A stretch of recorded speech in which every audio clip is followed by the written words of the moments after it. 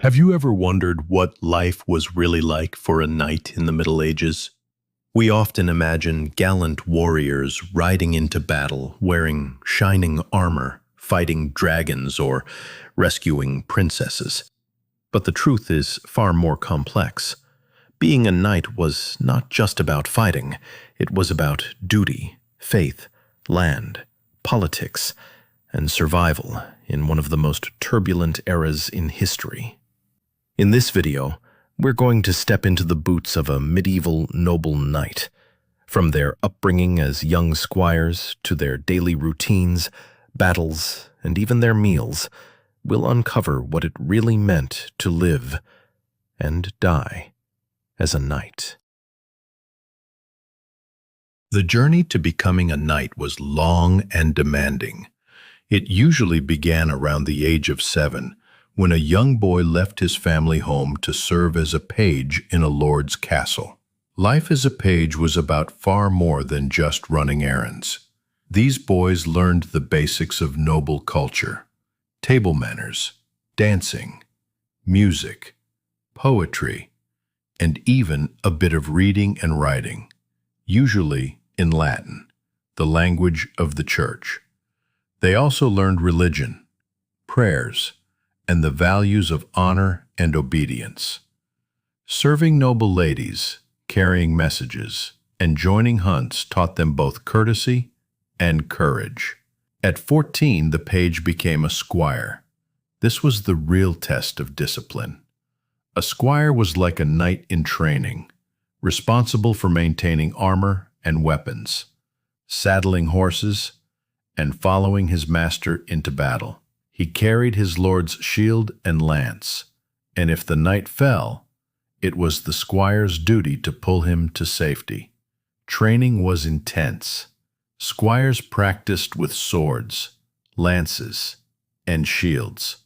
They tilted at quintains, rotating wooden dummies that simulated jousting opponents. They wrestled, rode at full gallop, and trained with heavier weapons than they'd ever actually use, all to build endurance. Finally, if he proved his loyalty and skill, around the age of 21 he could be knighted. This wasn't just a military promotion, it was a sacred event. Sometimes the ceremony took place in a church, where the young man would bathe, fast, and spend a night in vigil before the altar. The next day he would kneel, as his lord touched a sword to his shoulders, dubbing him a knight. From that moment forward, he had earned his spurs, both literally and symbolically. What did a knight do once he earned his title? Surprisingly, most days were not spent in glorious battle. Training never stopped. A knight's skills with sword, lance, and horse had to remain sharp. They sparred with other knights, practiced jousting, and rode in drills to prepare for sudden war.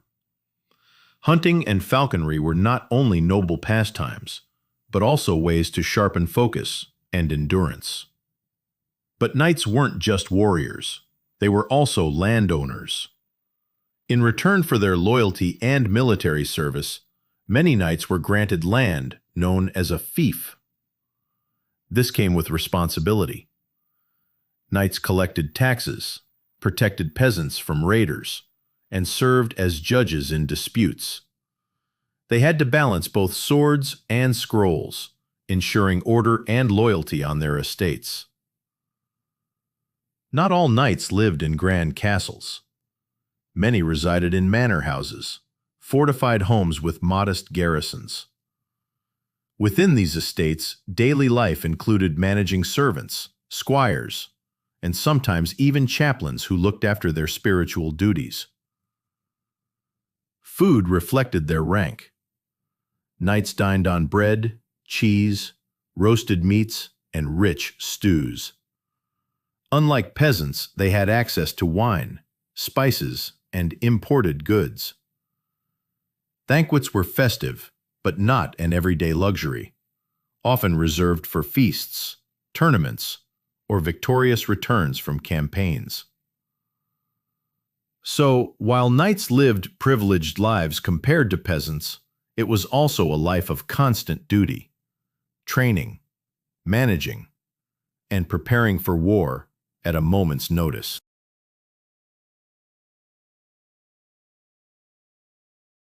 Knighthood was not only about steel and blood, it was also about ideals. Knights were bound by a moral code called chivalry.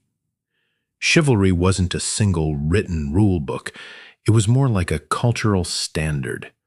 It demanded loyalty to one's lord, unwavering courage in battle, defense of the church, and protection of the weak, especially women and children.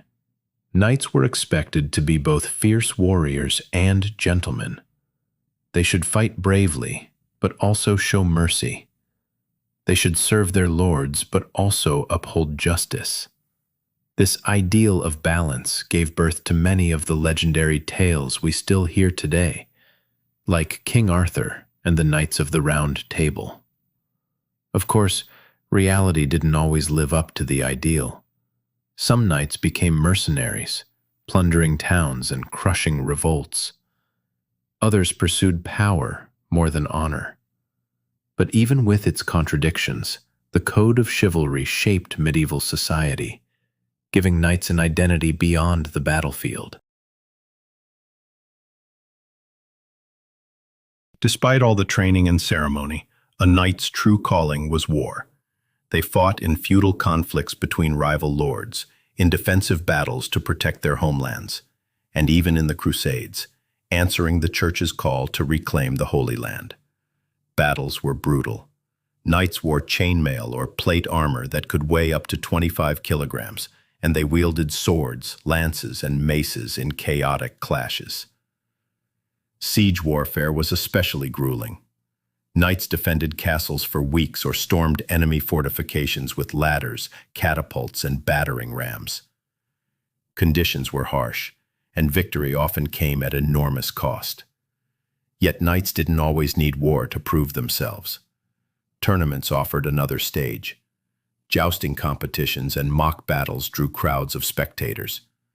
Knights displayed their skill, courage, and heraldry, competing for honor, wealth, or the favor of a noble lady. But make no mistake, these tournaments were dangerous. A broken lance could easily kill. Still, the risk was worth the reward, as tournaments could make or break a knight's reputation. By the late Middle Ages, the role of knights began to change. The introduction of longbows, crossbows, and later gunpowder weapons made heavy cavalry less effective. A single, well-aimed arrow or bullet could pierce armor that once seemed invincible. Armies shifted toward professional infantry and mercenaries, leaving knights less dominant on the battlefield. But knights did not vanish overnight. They remained symbols of nobility, continuing to serve as commanders, landowners, and figures of chivalric tradition. Over time, knighthood became more ceremonial, an honor granted by kings for service rather than a purely military role. What survived, however, was the legend. Knights lived on in stories, songs, and literature, symbols of honor, bravery, and an age that continues to fascinate us today. Thanks for watching. Don't forget to like, subscribe, and comment your favorite part of knightly life.